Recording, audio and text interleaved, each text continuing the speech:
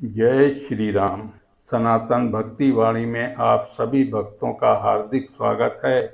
आज हम श्री रामचरितमानस के बालकांड के दोहा 111 से 115 का भावपूर्ण अर्थ जानेंगे। इन दोहों में भगवान शिव द्वारा श्री राम की महिमा, माता पार्वती को दिया गया दिव्य उपदेश, राम कथा की महानता और भक्ति का अमूल्य संदेश छिपा हुआ है।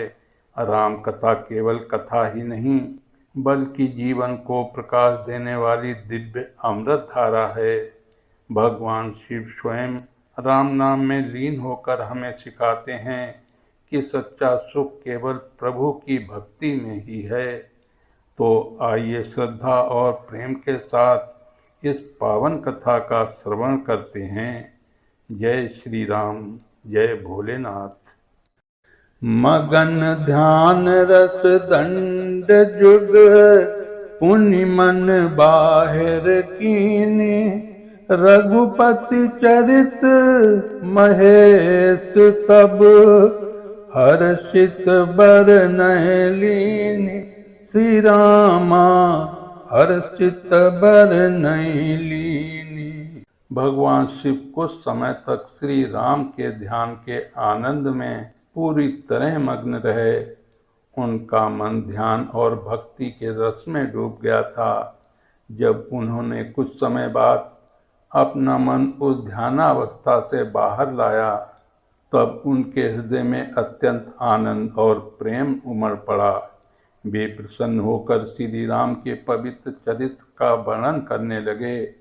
भगवान शिव स्वयं राम भक्ति में इतने तल्लीन हो जाते हैं कि यह बताता है कि राम कथा कितनी दिव्य और पवित्र है। शिव जी का यह प्रेम भक्तों को भी राम नाम में लीन होने की प्रेरणा देता है। राम कृपाते पार्वती, सपन हूँ तब मन माए, शोक मोह संदेह भ्रम, मम विचार कछु नाहि, श्री रामा मन विचार कछु नाहि। भगवान शिव माता पार्वती से कहते हैं, हे पार्वती, भगवान श्री राम की कृपा से तुम्हारे मन में अब स्वप्न में भी शोक मोह संदेह का भ्रम नहीं रहेगा। जब ईश्वर की कृपा प्राप्त होती है, तब मन के सभी अंधकार स्वतः समाप्त हो जाते हैं। राम कृपा से मन निर्मल, शांत और स्थिर हो जाता है। जहाँ भगवान का स्मरण होता है, वहाँ संशय और दुख टिक नहीं सकते। शिव जी ये बताकर समझाते हैं कि राम भक्ति ही जीवन के सभी कष्टों और भ्रमों का सच्चा समाधान है। राम कथा सुरधेनु सम, सेवत सब सुख दानी, सत समाज सुरलोक सब, ओ न सुने अस जानी, श्री रामा ओ न सुने अस जानी। श्री राम की कथा कामधेनु गाय के समान है, जो अपने सेवक को सभी प्रकार से सुख प्रदान करती है। जो भक्ति और प्रेम के साथ राम कथा का श्रवण करता है, उसे सांसारिक और आध्यात्मिक दोनों प्रकार के सुख प्राप्त होते हैं। सत्संग, संतों का समाज और देवताओं के लोग, सभी स्थानों में राम कथा का आदर है। ऐसा कोई भी बुद्धिमान व्यक्ति नहीं होगा जो राम कथा सुनना न चाहे।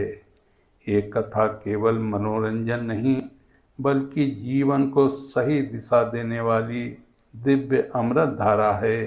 राम कथा मनुष्य के हृदय को शुद्ध और जीवन को सफल बनाती है। कहीं सुनहि अस अधम नर, ग्रसे जो मोह पिशाच, पाषंडी हरि पद विमुख, जानहि झूठ न साच, श्री रामा जानहि झूठ न साच। जो लोग राम कथा की महिमा को नहीं समझते और उसकी निंदा करते हैं, वे मोह रूपी पिशाच से ग्रस्त अधम मनुष्य हैं। ऐसे लोग भगवान के चरणों से विमुख रहते हैं और सत्य असत्य का भेद भी नहीं समझ पाते। वे पाखंडी होते हैं, जिन्हें केवल बाहरी दिखावा प्रिय होता है, परंतु उनके हृदय में भक्ति नहीं होती। वे भगवान के नाम, कथा और संतों की महिमा को झूठ मानते हैं। तुलसीदास जी यहाँ बताते हैं कि राम कथा से विमुख होना वास्तव में आत्मिक पतन का कारण है। भक्ति से दूर व्यक्ति सत्य के मार्ग से भी भटक जाता है। अस निज हृदय विचारी, तजु संशय भजु राम पद। सुन गिरिराज कुमारी, भ्रम तम रवि कर बचन मम। भगवान शिव माता पार्वती से कहते हैं, हे गिरिराज की पुत्री, मेरे वचनों को सूर्य की किरणों के समान मानो, जो भ्रम रूपी अंधकार को दूर कर देती है। अपने हृदय में विचार करके सभी संदेह छोड़ दो और भगवान श्री राम के चरणों का भजन करो। जब मनुष्य ईश्वर के चरणों में प्रेम पूर्वक समर्पित हो जाता है, तब उसके जीवन के सभी भ्रम समाप्त हो जाते हैं। शिव जी का ये उपदेश केवल पार्वती के लिए नहीं, बल्कि सभी भक्तों के लिए है कि जीवन में शांति और सत्य पाने का सबसे सरल मार्ग राम भक्ति है।